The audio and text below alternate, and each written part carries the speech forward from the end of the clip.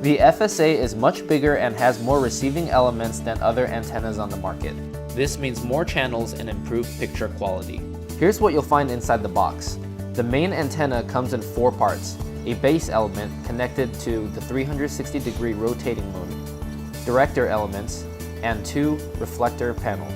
It also comes with a control box, remote control, UL-listed control box power supply, coaxial cable, VHF reception enhancement rod, 4-way coaxial splitter,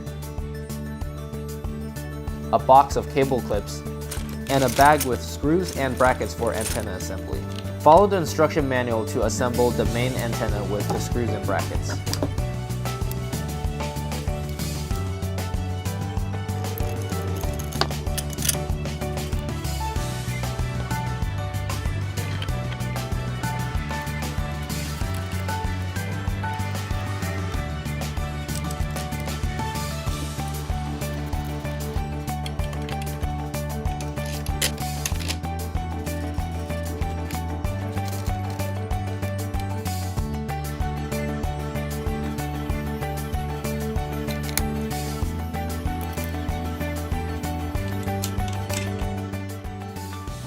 After installing the antenna, connect it to the control box with a coaxial cable.